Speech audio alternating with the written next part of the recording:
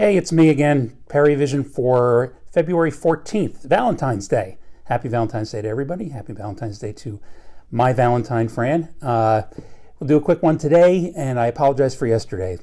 Long story. Today's big news was actually in podcasting, where yet another podcast is spawning this time it's a movie. Robert Downey Jr. is going to co-produce and star in it, and Richard Linklater is going to direct it. These are big names, and it's from an episode of Gimlet Media's Reply All, which was about a radio topic, which is the legend of Dr. John Brinkley, the goat gland guy, and the doctor who made it his mission to take Brinkley down.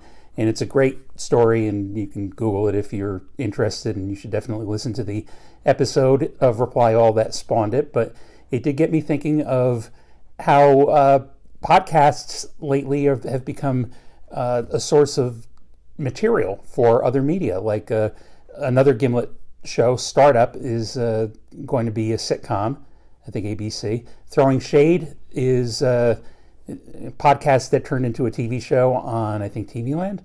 And this has been going on for a while. Nerdist, where I used to work, was a TV show on BBC America. So it's not new. And it also got me thinking about how radio is, I thought initially that radio isn't really well represented in the other media. But then I started thinking, Good Morning Vietnam, American Hot Wax, which is a really underrated movie about Alan Freed, Private Parts, Radio Days, American Graffiti is in part a radio movie because of the Wolfman Jack stuff.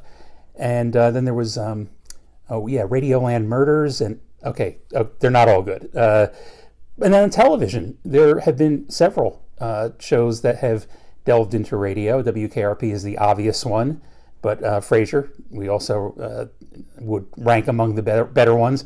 But I was thinking, there's also, I guess Midnight Caller was about radio. I don't even remember watching that show, but I remember it was about a talk show host that got involved in all sorts of drama. I don't know. And then there was one, I think it was called Monte. It was Henry Winkler, and I think David Schwimmer was involved, but it was about a Rush Limbaugh kind of talk host, and didn't last very long.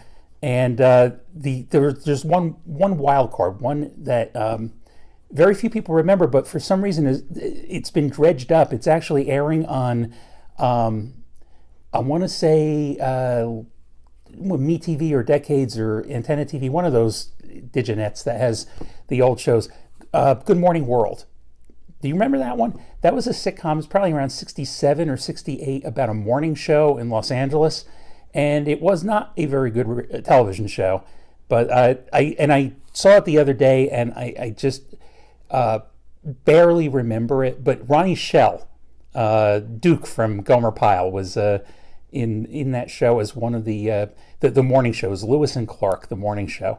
And it wasn't a horrible sitcom for its time. It just wasn't really good enough to last very long. But you got to figure that radio's actually made it through the movie and TV mill relatively unscathed. And I'm wondering if, as we move forward, whether radio is going to be the source of material for these things, or whether it's all going to be about podcasting.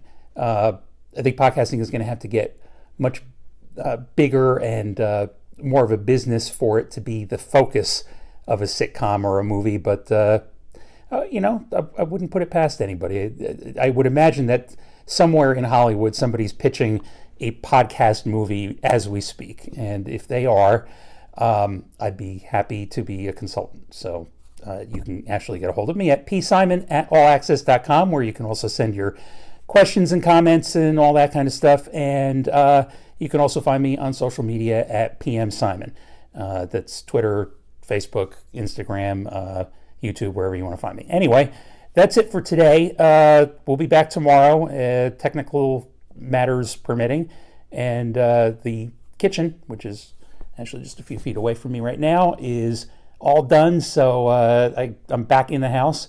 but maybe we'll take it outside tomorrow. Anyway, thanks for watching. Talk to you tomorrow, and I think that's enough.